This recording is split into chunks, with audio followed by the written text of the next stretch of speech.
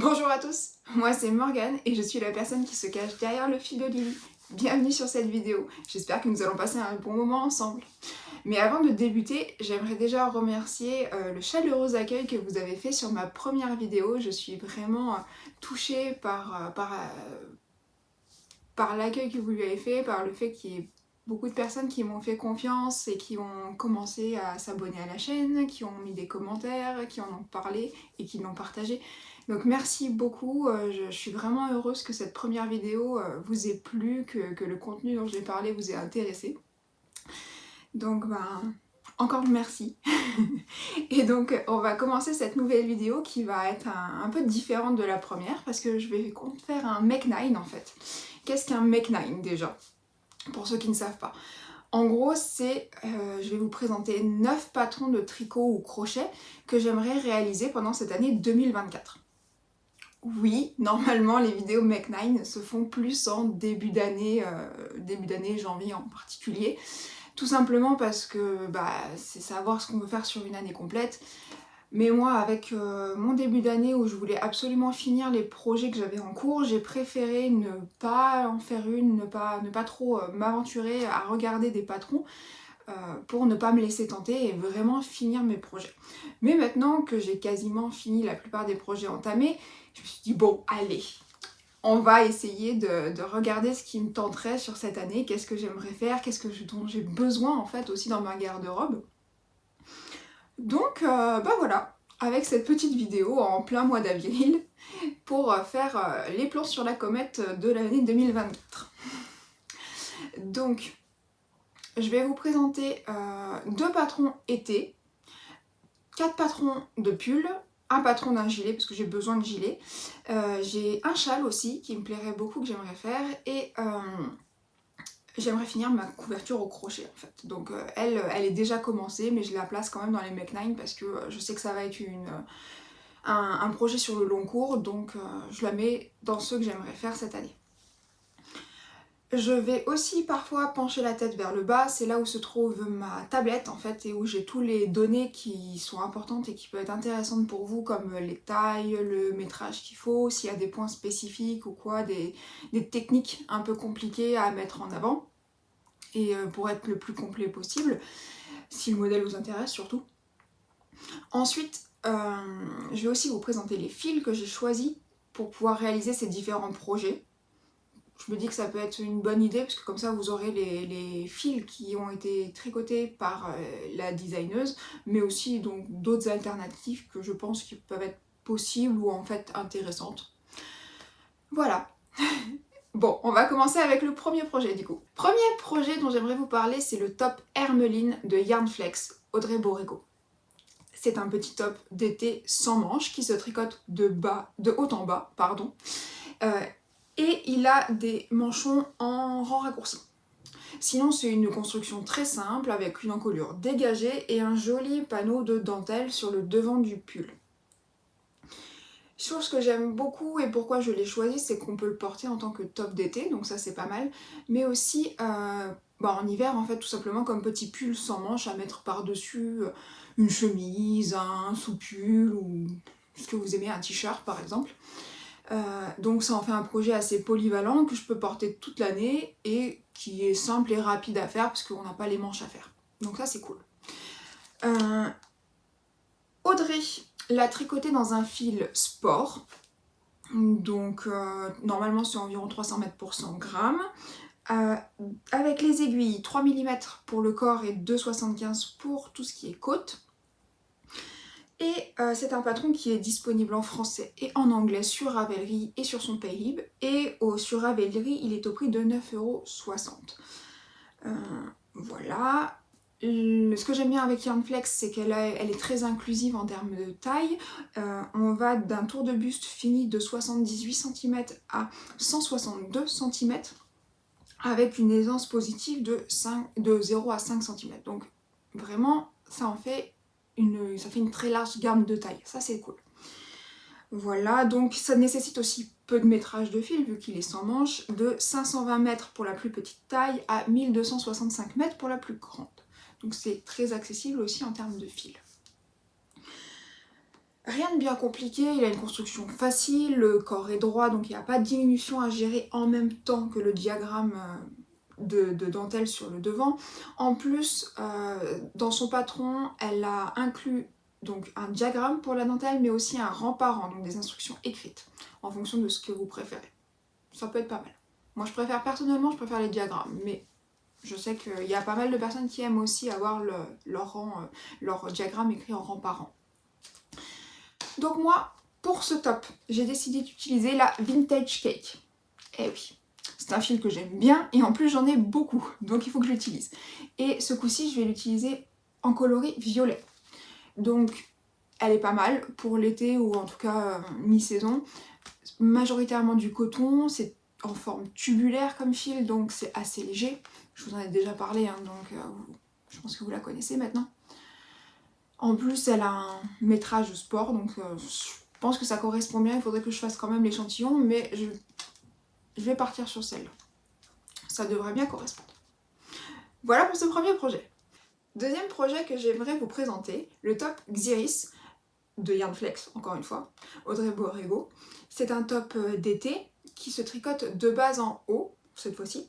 On le tricote du coup en rond, du bas jusqu'aux emmanchures en fait, et une fois les emmanchures arrivées, on va tricoter à plat les devants et le dos.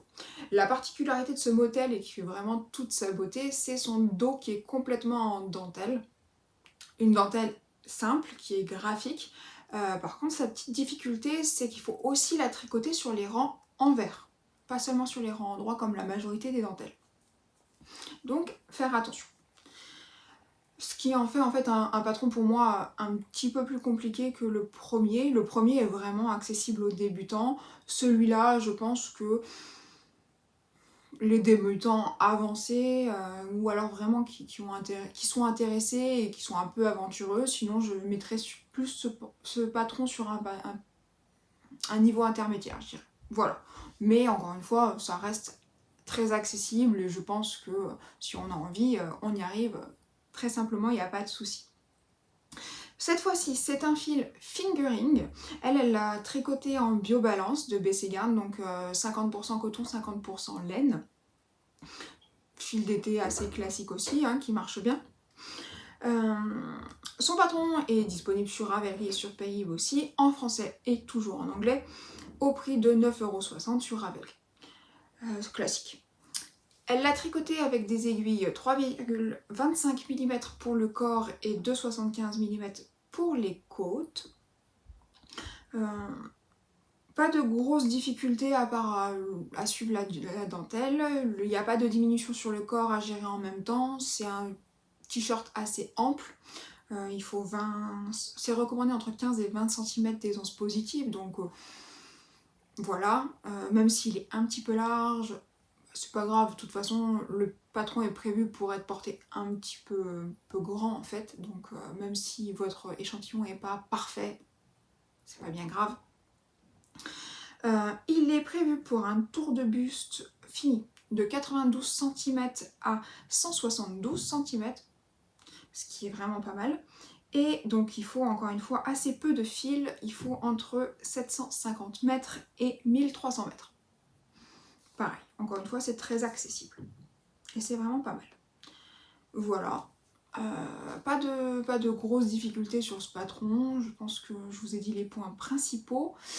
Et moi j'ai décidé de le faire avec la Merci de Ficolana. C'est pareil, hein, c'est comme la Biobalance, elle fait, c'est bien, hein, 50% de mérino superwash et 50% de coton dans ce fil. J'ai choisi le coloris 609, c'est un vieux rose chiné. Le coloris est un peu chiné, en fait c'est à cause du coton. Il ne prend pas du tout la teinture de la même manière que la laine et ça fait cet effet un peu chiné, un peu sympa qui change. Voilà, rien de plus à dire dessus. J'espère que c'est un modèle qui est très connu, hein, qui a beaucoup plu. Donc si vous voulez voir aussi des versions des testeuses et tout, parce que pour avoir peut-être une morphologie qui vous ressemble plus, ou parce que vous êtes intéressé par un type de fil, ça peut être intéressant d'aller voir les projets qui ont été faits. Voilà. Troisième projet que j'aimerais vous présenter, le pull Fedra. Encore une fois, et c'est le dernier promis, c'est un modèle de Audrey Borrego, Yarnflex. C'est un pull en fait, ça y est, on a quitté l'hiver, on a quitté l'été pour aller en hiver, qui se tricote donc de bas en haut, encore une fois, avec un très joli panneau texturé sur le devant du pull, et tout un point de semis à maintenir sur le reste du corps et des manches. En soi, le panneau de dentelle, de motif texturé, n'est pas hyper complexe. Le petit point technique, c'est bien maintenir le point de semis et en même temps travailler le panneau de motif central.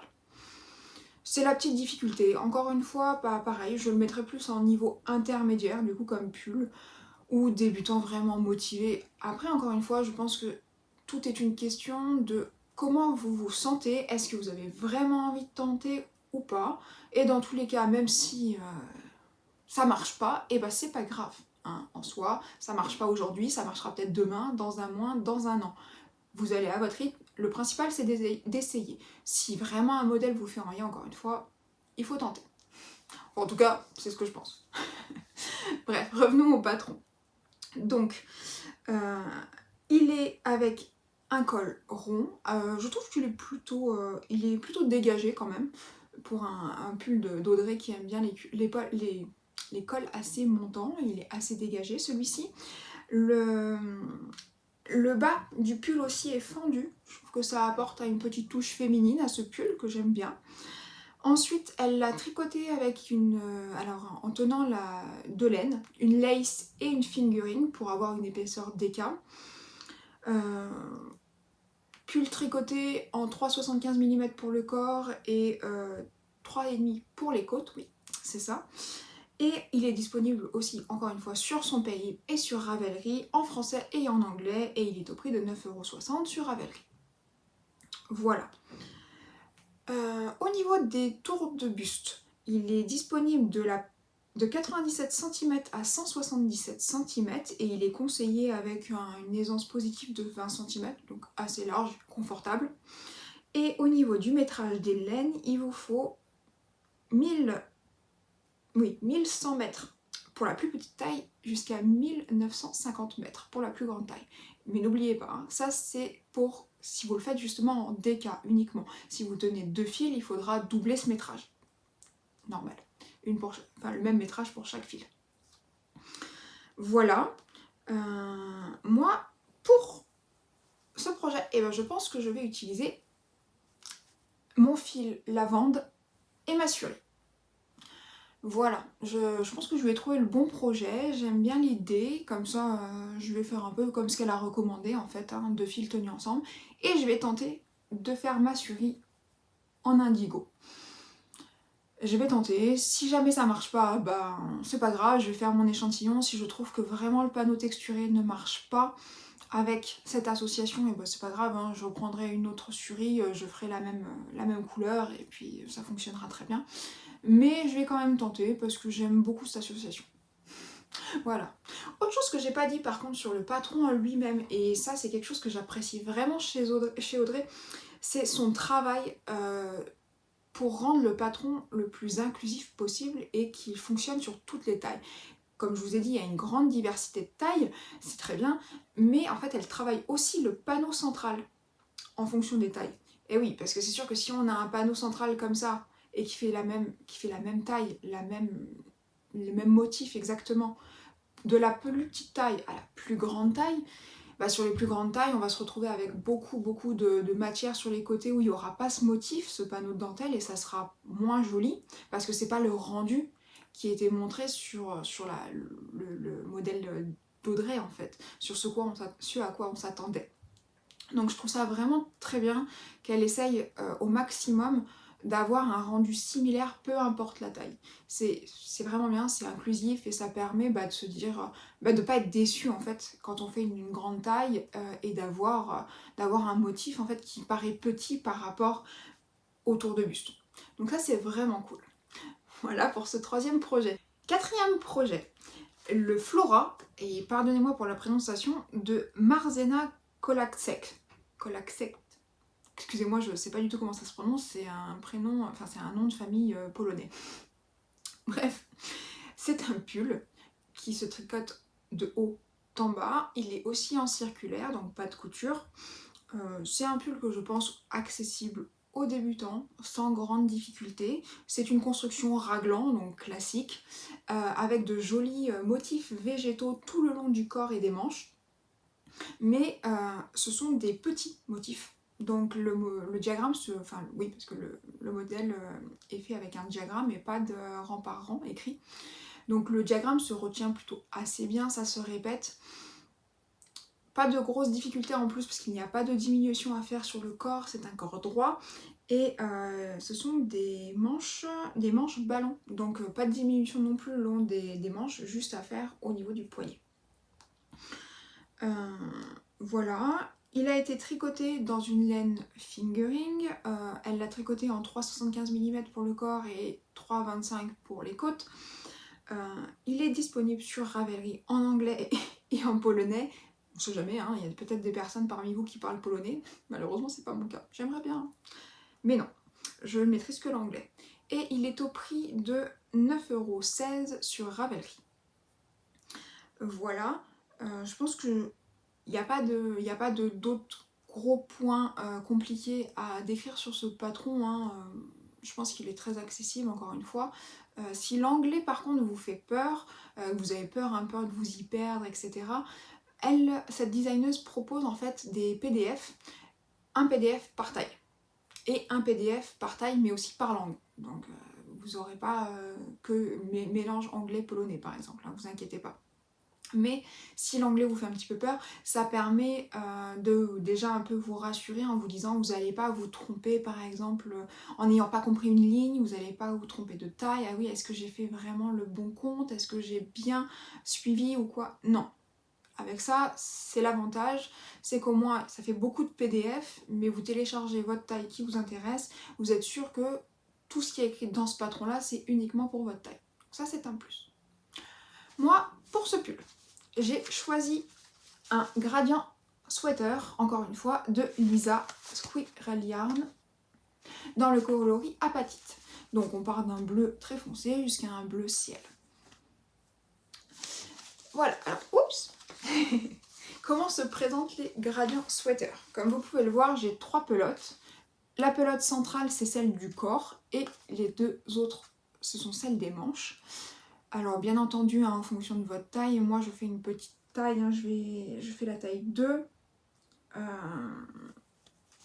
fais la taille 2, donc j'ai besoin de 200 mètres environ pour le corps et de 100 mètres pour les manches.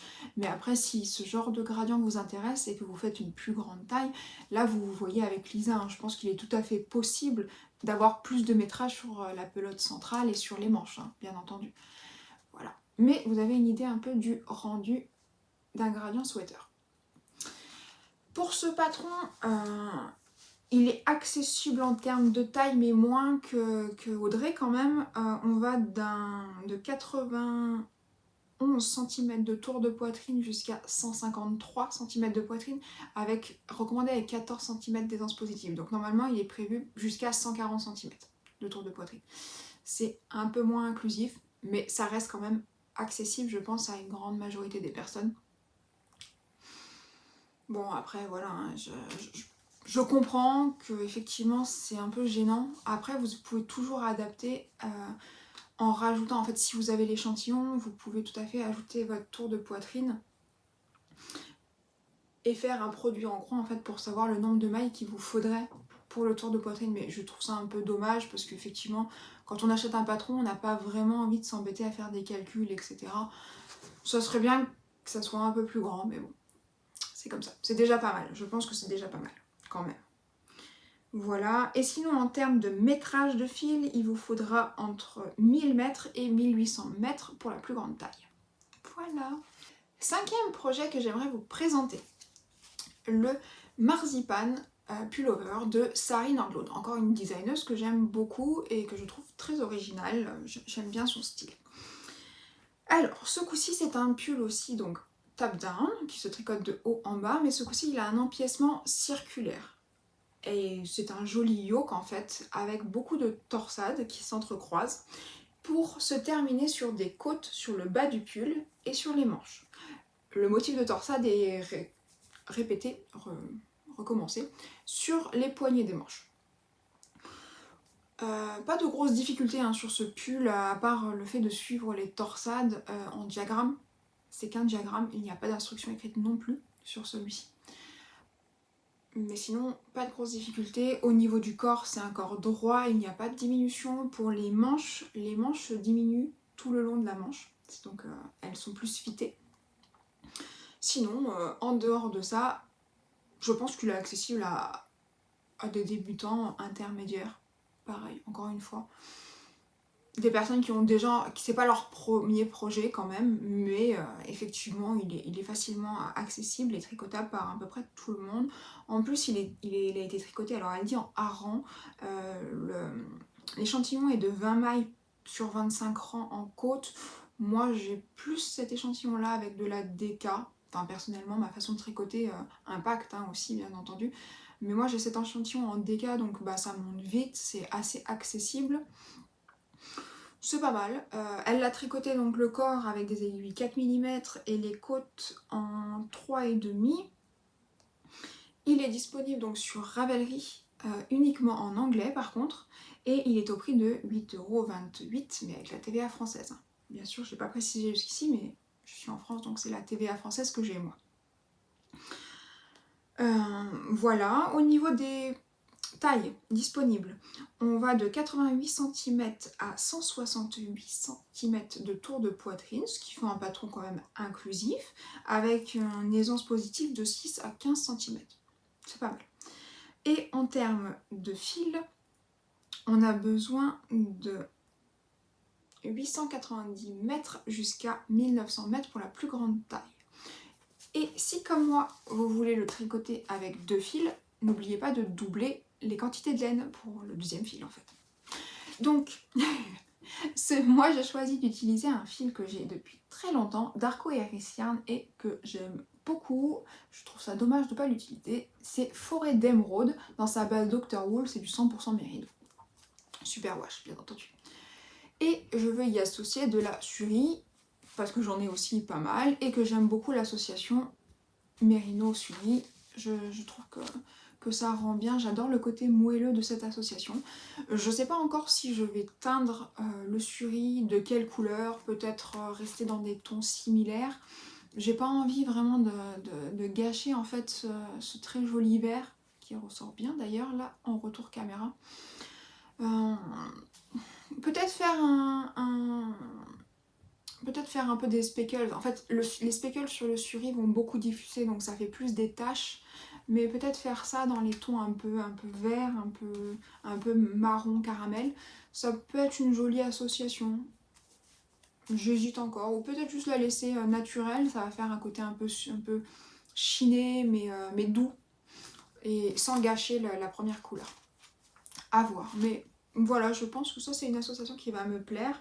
Et ça va être bien doux et bien moelleux pour l'hiver, ça sera parfait. 6e projet, le Magnolia Bloom de Camilla Vade. Alors ça c'est un projet que j'ai découvert grâce à Lauriane de la chaîne L'Eau Demoiselle quand elle l'a tricoté il y a un mois ou deux. Je l'ai trouvé superbe, j'ai vraiment adoré le modèle en fait. C'est comme vous pouvez le voir, c'est un très joli pull donc qui se tricote de haut en bas, avec un empiècement circulaire encore une fois, mais ce coup-ci avec de la dentelle. Une jolie dentelle travaillée mais qui reste simple. Attention, c'est vraiment une dentelle qui est facile, hein. C'est que des jetés et des diminutions. Donc vraiment pas compliqué du tout, le diagramme en plus est très clair. Par contre, dans la dentelle, il y a des noppes de prévues et je sais que certaines personnes n'aiment pas forcément. Alors soit vous pouvez juste ne pas les faire, hein, tout simplement, et tricoter la maille à l'endroit, à la place de faire une noppe à cet endroit-là. Ou alors, je pense que ça peut être très joli avec des perles aussi. Remplacer la noppe par une jolie perle ou quoi, ça peut, je pense que ça peut être vraiment joli. Ça a un petit côté un peu bijou, je pense que l'idée est pas mal. À voir ce que vous aimez aussi. Moi je pense faire les noppes, j'aime bien les noppes, je trouve ça sympathique. Et ça me dérange pas vraiment, ça me dérange vraiment pas en fait de les tricoter, j'ai pas de difficulté particulière, donc je vais le faire comme il est prévu. Donc c'est un pull qui se tricote par contre en aiguille 7 mm pour le corps et 6 mm pour les côtes, ce qui en fait un pull très rapide en fait à monter. Et ça c'est sympa, j'aime bien. Ça change, j'aime bien aussi, enfin j'aime beaucoup tricoter les pulls avec de la fingering ou de la déca, mais de temps en temps j'aime bien avoir des gros fils comme ça monte vite, c'est hyper satisfaisant parce qu'on le voit monter, parce que ça va, il grandit vite, on peut l'essayer, on peut dire ouais la semaine prochaine je l'aurai fini et c'est bien. Donc voilà, donc si c'est des aiguilles 7 mm, elle le tricote donc c'est un fil qui est worsted. Par contre, elle a fait une association de 4 fils, je crois. De lay, c'est 2 fingering pour avoir l'échantillon de 12 mailles pour 17 rangs. Et donc elle a utilisé entre 2700 mètres de fil pour la plus petite taille et 3700 mètres.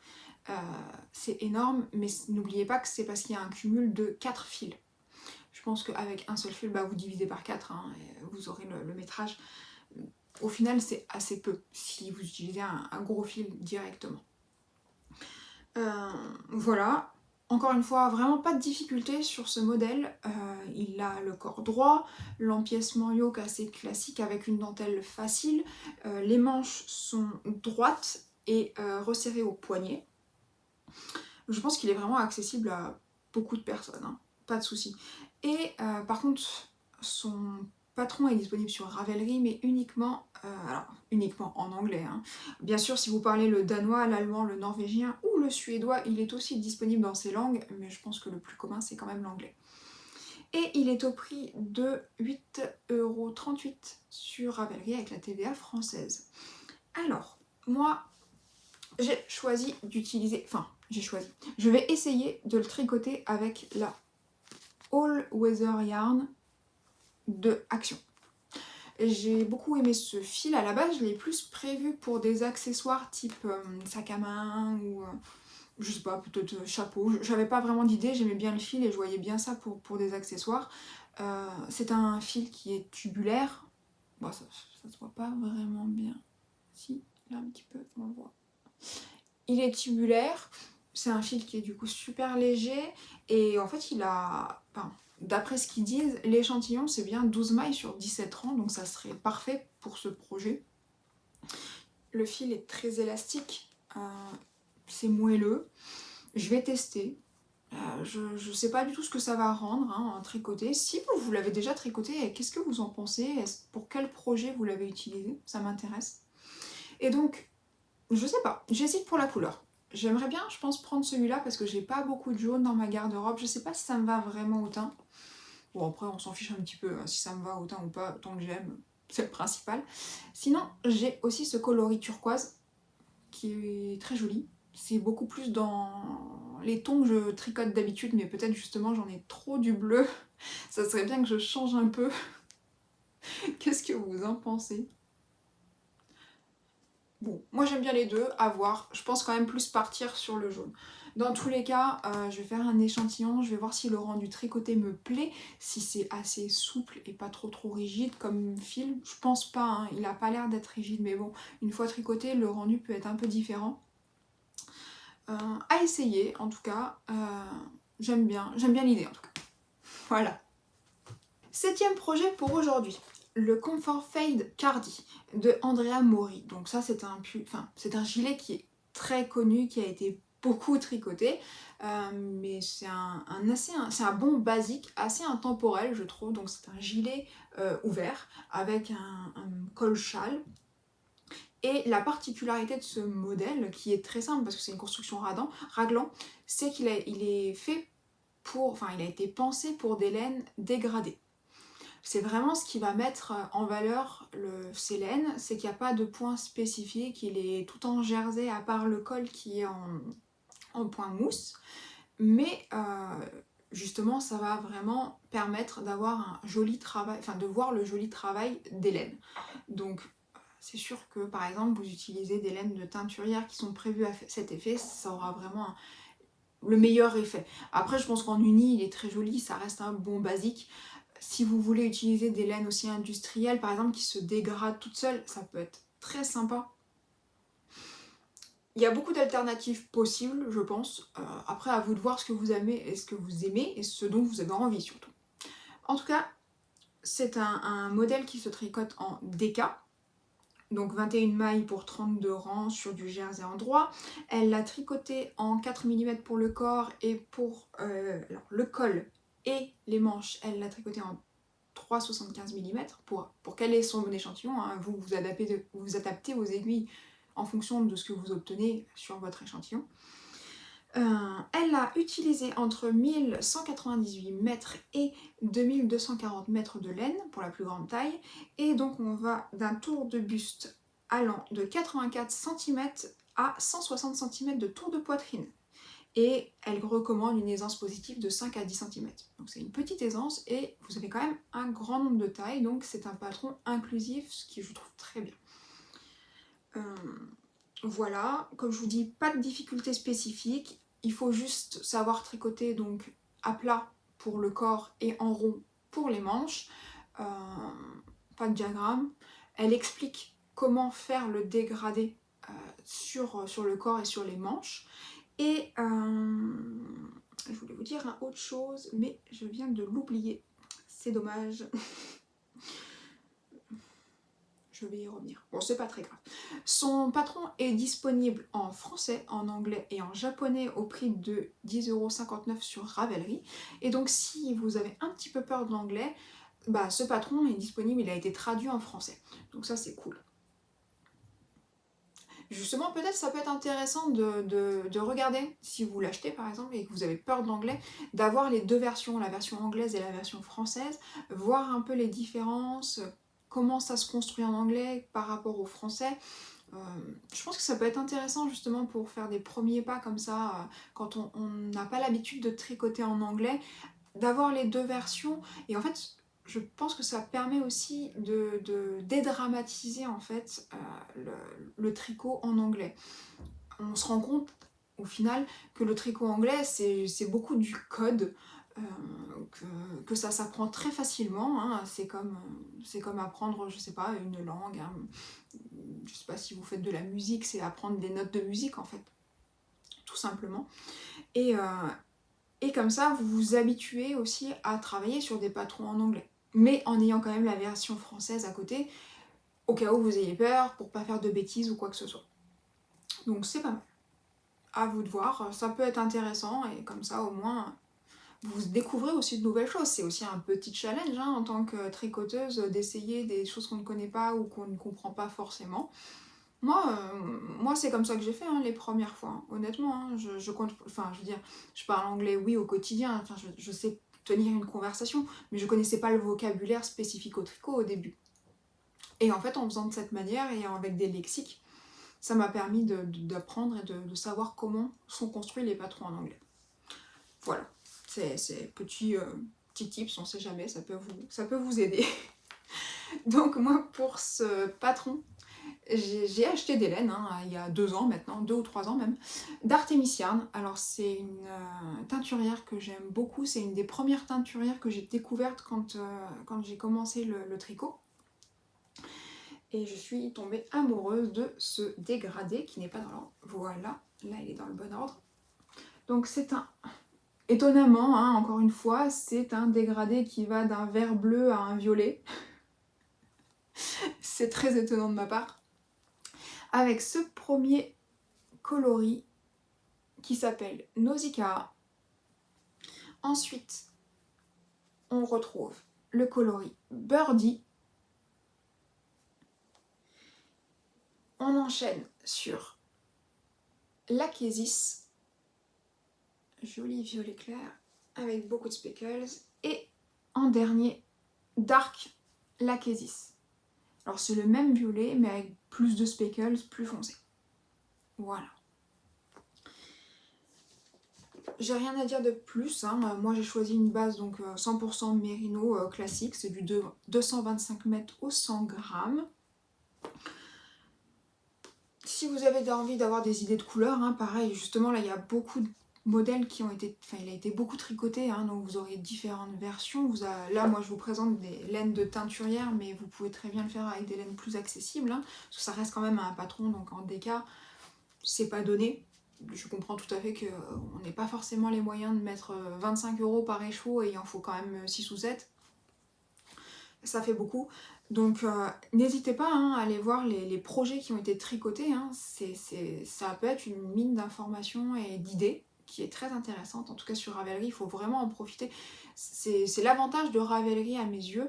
C'est une communauté qui est utilisée par beaucoup de personnes en France et à l'international.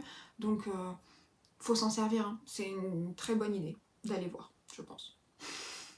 8e projet, le brioche au clock de Julie Knits in Paris.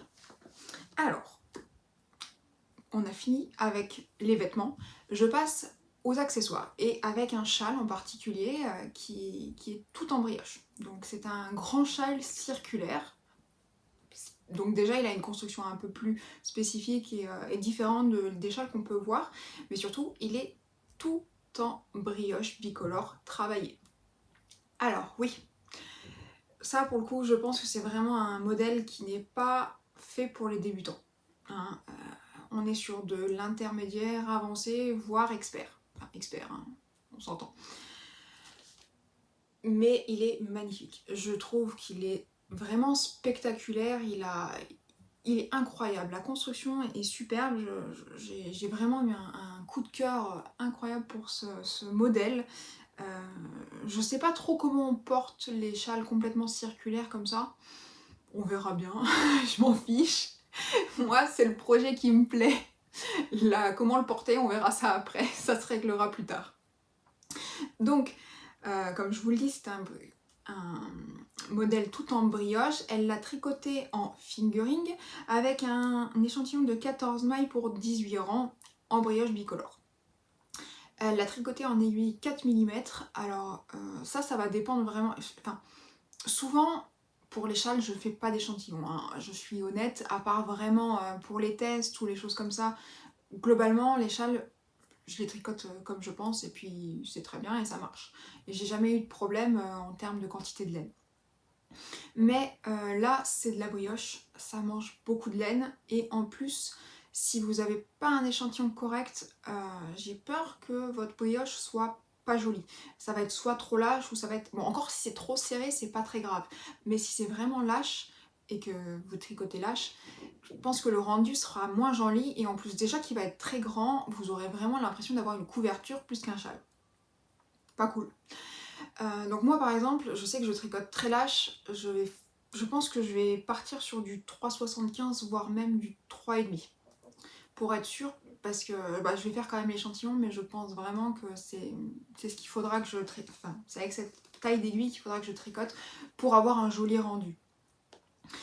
Alors pour ce fil, pour ce modèle, il faut 1480 mètres de fil, donc il vous faut environ 740 mètres de fil par couleur, parce que oui c'est de la brioche bicolore, hein, donc forcément vous divisez par deux pour chaque couleur.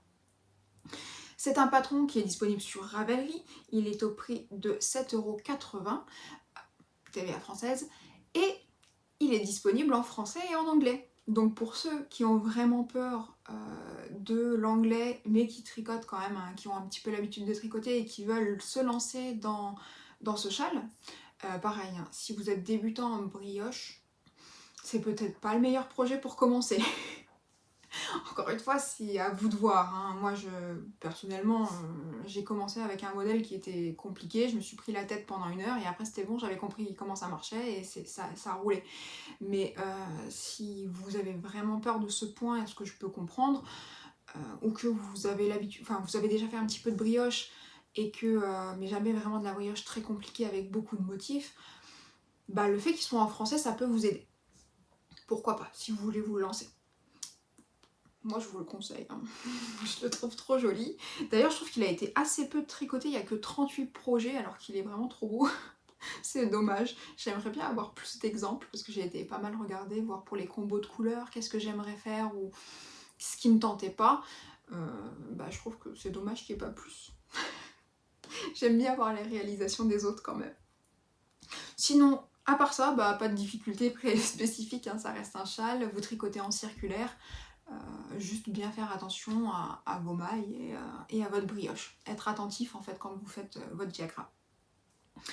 Donc moi, pour ce modèle, je retourne encore une fois chez Artemis Yarn avec ces deux coloris que j'aime beaucoup. À la base, j'avais prévu de faire le Starflake de Stefan West avec, mais au final, j'ai fait la Starflankate et entre la couverture et le châle, c'est la même chose, hein, c'est les mêmes points. Et je n'ai pas du tout envie de retricoter le même projet, même si j'aime beaucoup le châle, hein. Mais franchement, je l'ai acheté, c'était 2021 je crois, le MCAL du Starflake. Je l'ai toujours pas tricoté en fait, donc ça veut dire que je le tricoterai pas, je pense. Donc autant utiliser ces écheveaux, c'est très jolis écheveaux pour autre chose. Ça serait dommage de pas le faire. Donc le coloris le plus clair, c'est le coloris Estia, c'est un rose saumon pêche avec des speckles violet jaune et rose fuchsia. C'est un coloris un peu varié, mais enfin ça reste un semi-solide, il est pas trop varié donc ça va. Et le coloris des Moufons, donc on part sur du gris avec de jolies nuances violettes et bleues dedans. Je pense que du coup mon coloris principal, le coloris qui sera sur le devant sera le clair et le deuxième coloris ça sera le foncé. La brioche bicolore, ce qui est un avantage de la brioche bicolore, c'est les coloris variés ressortent vraiment bien. Ça peut être vraiment joli, ça a un bel effet. En plus, vu que la brioche, c'est un point réversible, on peut profiter des deux côtés du châle, très intéressant aussi. Donc aussi en fonction par exemple de ce que vous portez le jour-là, vous pouvez le mettre dans un sens ou dans l'autre. On verra quand même les deux coloris, mais il y aura une dominance d'une ou de l'autre couleur. Donc les coloris variés, ça marche bien. Par contre, je vous conseille quand même pas de prendre deux coloris très variés. Par exemple, ce type de coloris, c'est très joli. J'aime beaucoup, hein. Mais si vous en mettez deux de cette manière, enfin, votre tricot, en fait, ça serait dommage, il serait plus très lisible. C'est quand même du coup un motif qui est très détaillé, qui est très complexe. Si vous mettez deux coloris très variés, je pense que ça va noyer le motif et vous allez perdre vraiment la beauté du châle. Après, à essayer, hein, si ça se trouve, je me trompe complètement et ça rendra très bien. Mais bon, j'ai quand même tricoté pas mal de brioches jusqu'à présent et moi, j'ai jamais été trop convaincue par l'association de deux coloris très variés. Un très varié et un plus neutre, ça marche vraiment bien. Pareil, ça peut être très joli un varié et même un foncé, même si les deux teintes sont foncées, s'il y a un contraste, ça peut être joli. Ça sera un rendu différent qui sera moins impactant visuellement, mais quand on va le regarder en détail, on va vraiment voir le travail des couleurs et du motif. Mais par contre, deux variés ensemble, par exemple, je sais pas, les deux là, je pense que ça marcherait pas vraiment bien. Bon, déjà les couleurs là, les deux là vont pas ensemble, hein, bien entendu, je les ai pris comme exemple, mais moi je pense que ça marcherait pas très bien. Après, encore une fois, hein, les goûts et les couleurs, c'est chacun qui voit midi à sa porte. Mais si vous voulez mon avis, en tout cas, je partirai pas sur deux variés. Voilà pour ce 8e modèle. 9e et dernier modèle de ce Mech 9, la Marguerite Blanquette de Sandra Eng. Je ne sais pas l'origine. Donc alors ce coup-ci c'est du crochet. Et c'est la couverture dont je vous ai parlé dans le premier podcast que j'ai déjà commencé. Donc oui, c'est pas un projet à faire du coup de A à Z sur 2024, c'est pas grave.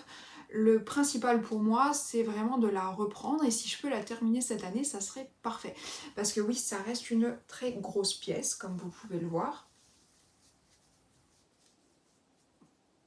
J'ai fait que 10 cercles sur les 18 et elle prend déjà pas mal de place, sachant qu'il va y avoir des demi-cercles sur les côtés, il y en a une dizaine à faire, il y a 4 quarts de cercle à faire pour les coins et tous les petits trous, tous les triangles ici, il faudra les remplir avec aussi des petits triangles crochetés. Donc il me reste encore pas mal à faire, hein, comme vous pouvez voir. Mais c'est un modèle que j'aime vraiment beaucoup. Je cherchais en fait une couverture au crochet à faire il y a d'ici maintenant ça fait plus de 8 mois que je l'ai commencé. Donc je cherchais parce que ça faisait longtemps que j'avais pas fait de crochet, j'avais envie, mais j'avais pas envie de me tricoter, enfin de me crocheter un top ou un gilet ou un châle. Je me dis ouais, non, pas envie. Et je suis tombée sur ce modèle de couverture qui change. Je l'ai pas beaucoup vu, je trouve ça aussi, il y a quand même beaucoup de projets, hein, enfin beaucoup, tout est relatif, mais il y a quand même eu 302 projets faits sur Ravelry, c'est pas mal. Mais je l'ai pas beaucoup vu sur Instagram ou sur les réseaux de manière générale, et quand je suis tombée dessus, je me dis waouh, je la veux. Donc, elle est là. Elle est commencée en tout cas. C'est une couverture qui est crochetée. Je vais souvent me tromper entre crocheter et tricoter, je pense. En DK, c'est un crochet. Elle a utilisé un crochet 5,5 mm, donc je pense que c'est pour les parties, les cercles, les petits triangles et les autres marguerites qui restent, et un crochet 4,5 mm pour la bordure. J'ai pas été aussi loin, donc c'est vrai que j'ai pas vérifié les crochets, mais je pense que c'est ça, hein. Ça me paraît très logique en tout cas, d'avoir un crochet plus resserré pour la bordure, pour maintenir un peu la couverture. C'est un modèle qui n'est disponible qu'en anglais sur Ravelry, et il a une terminologie, donc crochet US. Donc faire attention si vous avez l'habitude de crocheter avec plus la terminologie anglo-saxonne, oui, mais de Grande-Bretagne, de ne pas vous tromper parce qu'il y a certaines petites différences, surtout au niveau des brides, je crois, je me rappelle plus exactement, mais je code plus la version US moi. Je crochette plus en version US, mais voilà, bien faire attention à ça. Et donc pour cette couverture, il faut entre 3450 mètres et 3500 mètres de fil. Oui, c'est une grosse pièce, donc effectivement, il va falloir beaucoup de fil. Donc c'est un projet qui peut revenir un peu cher, hein, en fonction de quel fil on utilise. Et moi, pour ces fils, pour ce projet, j'ai utilisé les c'est à l'envers. La Flow Cake de Action, encore une fois. C'est pas mon fil préféré en soi, mais j'aime bien les coloris qui sont disponibles. J'ai utilisé donc des cakes bleus et des cakes roses que j'avais de cette gamme. J'aime bien parce qu'en fait il y a 5 coloris par cake. Donc moi ce que j'ai fait, c'est qu'en fait j'ai pris un coloris, je l'ai mis en pelote, jusqu'à ce que je termine la couleur, je coupe et je fais pareil avec la couleur suivante, etc. Donc j'ai fait ça sur tous les cakes. C'est un peu long, hein, on va pas se mentir. Mais c'est bien plus pratique, comme ça je peux alterner comme je veux les couleurs, je prends un peu où je veux et j'ai pas besoin de me soucier, ah oui mais j'ai pas fini la couleur, on s'en fiche. Au moins c'est fait. Par contre ça prend de la place du coup, hein. J'ai plein de pelotes de couleurs partout. J'ai un sac comme ça en lin qui est même pas suffisant. Mais bon, c'est les inconvénients des couvertures de toute façon, hein, ça prend beaucoup de fil. La Flow Cake, c'est de la 100% acrylique, hein. C'est une file par contre en single, elle n'est pas du tout retordue. Donc, faire attention, elle peut être un petit peu fragile. Je sais pas si on voit. Ouais. Donc faire attention, elle peut être un petit peu fragile quand on la crochette ou quand on la tricote. Après, en soi, j'ai fait la Starflake, la Starflankette avec de la Flow Cake aussi. Enfin, j'ai pas que celle-là, hein, mais il y en a dedans. Avec les chats et tout, elle tient très bien, hein. J'ai pas de soucis spécifiques, même si c'est une single. Juste quand on la crochette, faire attention de bien prendre tout le fil, parce que sinon on a tendance à le dédoubler. Et donc là, oui, ça le fragilise. Mais sinon, ça marche bien. Donc j'ai utilisé celle-ci, mais comme vous pouvez voir, il y a des endroits où j'ai des coloris variés dans les marguerites. Là, par exemple. Il est où le dernier? Ici. Pour ces coloris variés, j'ai utilisé de la Variety.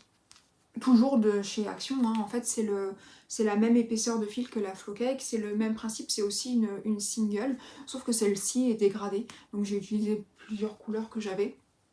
Par exemple là je l'ai mis en pelote, mais donc j'ai une dégradée de blanc ou gris, enfin blanc ou noir, ouais, c'est même du noir le plus foncé. J'ai cette coloris variée dans les tons rose-rouge, j'en ai deux en bleu, etc. Donc voilà, je les utilise, c'est pas mal. J'aime bien le petit côté un peu varié qui change. Ça contraste avec les autres qui sont en uni. j'aime bien. Je suis contente. Et le fait de... Enfin, je suis pas pour ou contre l'acrylique, en fait, je m'en fiche un petit peu.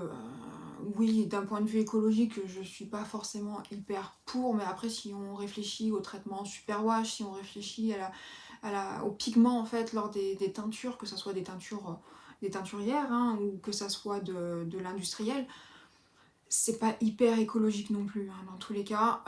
Le plus écologique, ça serait utiliser de la laine de mouton vierge qui n'a pas été traitée et qui n'est pas colorée.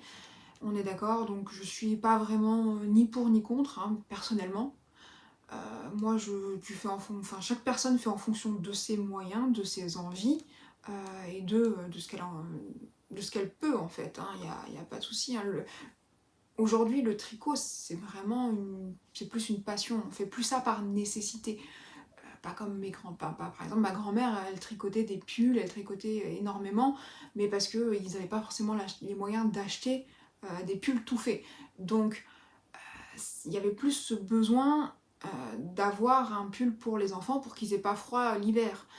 Aujourd'hui, c'est plus vraiment le cas. On fait ça vraiment par plaisir.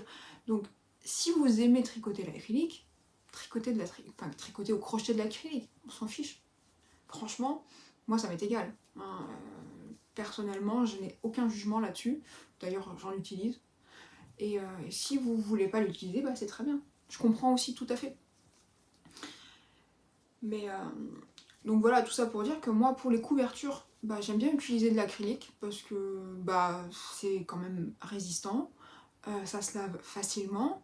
Il n'y a pas de problème pour tout ce qui est animaux, pour le chéri qui fait des taches par exemple.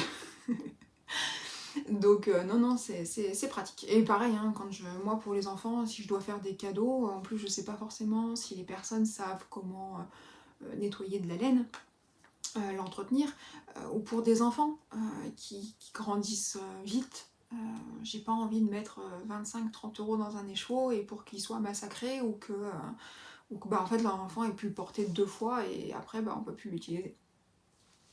Donc voilà pour ce projet. J'ai un peu divagué, désolée. J'espère que ça vous a pas trop ennuyé quand même. Mais voilà, ça c'est vraiment un projet que j'aimerais bien faire, continuer du moins, sur 2024. Elle est vraiment jolie, elle est originale, ça serait quand même dommage de soit bah, de la détricoter, enfin de la... Je sais pas si ça se dit de décrocheter, enfin de la jeter quoi, et de pas la continuer. Je mettrai le temps que je mets, hein. Si je mets j'ai pas fini en 2024 et qu'il me faut encore 1 an et demi, 2 ans, bah j'aurais mis 2 ans de plus et puis c'est pas bien grave. Mais j'aimerais bien essayer de, je sais pas, j'aimerais bien me faire un cercle par semaine. Je pense que c'est faisable. Il m'en reste 8 à faire et après c'est des demi. Après si je fais 2 demi dans la semaine à la place d'un grand, ça peut être... Ouais, ça peut avancer après assez rapidement, hein, donc si je m'y tiens. Là, c'est là le problème. Faut savoir si j'arrive à m'y tenir. On arrive en cette fin de vidéo et avant de conclure, j'aurais voulu savoir si le format un peu présentation de patron comme j'ai fait aujourd'hui vous intéresse, si vous seriez intéressé par d'autres thématiques et à savoir lesquelles aussi, parce que ça peut être intéressant de voir différents points de vue. C'est vrai que j'ai beaucoup retrouvé ce type de format où on présente des modèles comme ça un peu sur des thématiques. Je l'ai plus retrouvé sur des podcasts anglais et aux États-Unis. En France, je sais qu'il y a Audrey Borrego, Yarnflex et Christelle LK Design qui le fait un peu de temps en temps. Mais j'ai pas retrouvé ça chez beaucoup d'autres podcasteuses, vlogueurs en France. Donc c'est vrai que ça m'intéresse de savoir si vous aimez ce type de contenu. Voilà, pour peut-être potentiellement en faire d'autres et surtout si oui ça vous intéresse. Est-ce que vous avez des thématiques surtout qui vous intéresseraient, par exemple, je sais pas, des tricots plus qui pourraient être tricotés pour des hommes, des tricots avec une construction plus col V ou des cols ronds ou avec une construction top down ou de bas en haut, je sais pas, à voir, ça m'intéresse si vous avez un avis là-dessus, si vous voulez un peu plus de ce type de vidéo. J'espère que ça vous aura intéressé, que vous aurez peut-être découvert des modèles ou des designeuses. Dites-moi en commentaire d'ailleurs si vous avez appris, si vous avez découvert des modèles que vous ne connaissiez pas du tout ou pas. Ça m'intéresse de savoir un petit peu parce que je me rends compte que je tricote pas ou que je crochette pas forcément la même chose que la plupart des personnes qui passent en podcast ou que je vois sur Instagram.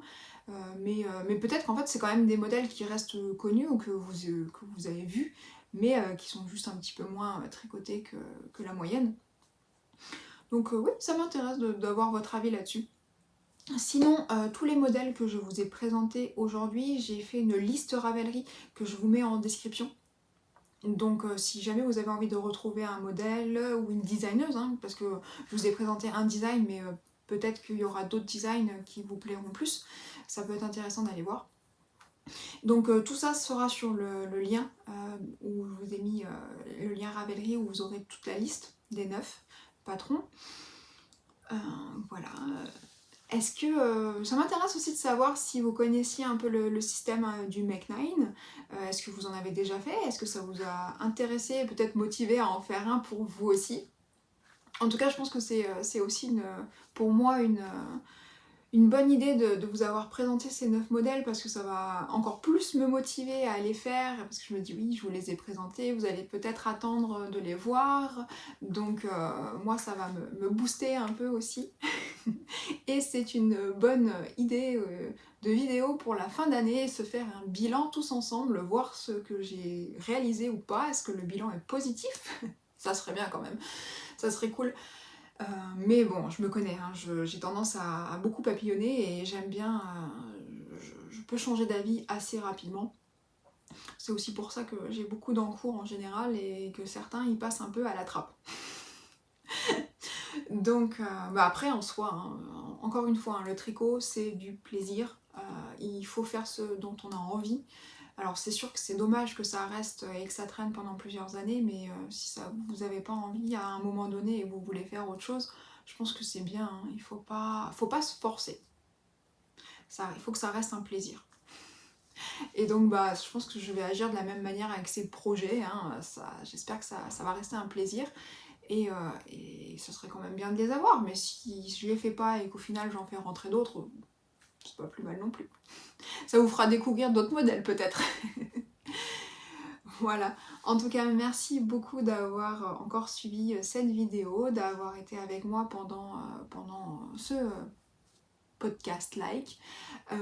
Et j'espère qu'on se retrouvera très vite. À bientôt!